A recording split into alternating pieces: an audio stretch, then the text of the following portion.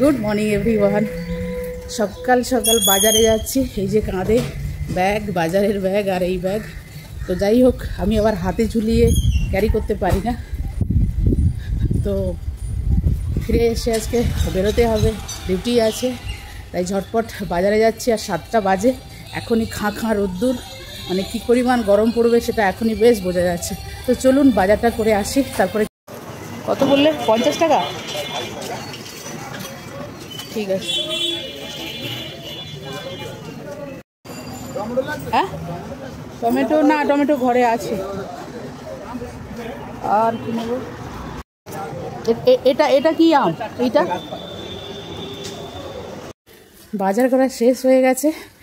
দুটো কাঁধে দেখেছেন, দুটো ব্যাগ একদম চেপে বসে গেছে। ওই 20 দিন 15 দিনে মাসে একবার বাজার গেলে এটাই হয় আর কি। আর আজকে রবিবার, প্রচুর ভিড়, মানে যেখানে মোটামুটি মাছ বাজার হোক আর সবজি বাজার হোক, সব জায়গায় প্রচুর ভিড়। যাই হোক, বাড়ি ঢুকি, তারপরে কি নিয়ে এলাম সবই শেয়ার করব। বাজার করা তো আমার শেষ হয়ে গেছে, বাজে এখন 8:30।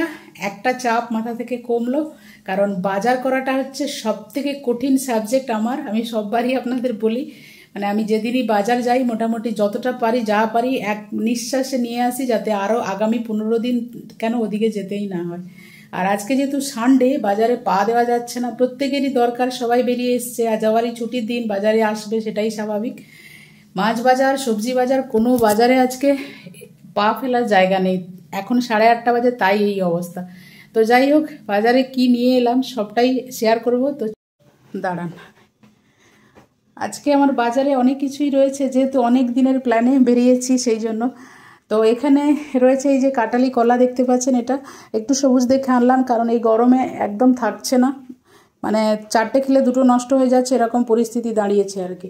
আর এটা রয়েছে গন্ধরাজ লেবু, ভীষণ পছন্দের এবং খুব মানে ভালোই লাগে আমার। ক্যাপসিকাম কয়েকটা ফ্রিজে আছে, আর একটু নিয়ে এলাম, কারণ ক্যাপসিকামটা সবসময় প্রায় লাগে। এখানে রয়েছে উচ্ছে, আমার পছন্দের একটা সবজি উচ্ছে। বিনস রয়েছে, গাজর নিয়ে এলাম অল্প একটু। আর এটা হচ্ছে কলমি শাক, 2 আঁটি নিয়ে এসেছি কলমি শাক।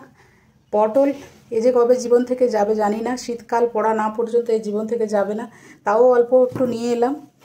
রয়েছে ঝিঙে, ঝিঙেটা একদম নরম, আর ঝিঙে তো সেদ্ধ বেশ ভালোই লাগে, পোস্ত করেও খাওয়া যায়, সেই ভেবেই আনলাম।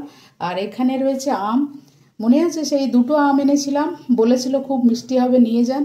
তো ফার্স্ট 2টো আম এনে এত ঠকেছি, এত টক ছিল, তো সেই জন্য আর আম নিতে ভরসা পাই না। তবে আজকে যখন বাজারে প্রচুর ভিড় ছিল ওই লোকটার কাছে, আর আমগুলো সবাই বললো ভালো হবে, নিয়ে যান। তবে এই ভেবে ভরসায় আর স্রোতে গা ভাসিয়ে নিয়ে চলে এলাম।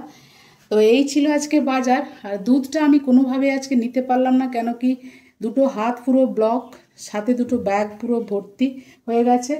তো সেই জন্য দুধটার একটা মানে ব্যবস্থা পরে করে নিতে হবে, একটাও যদিও ফ্রিজে আছে প্যাকেট, সেই জন্য।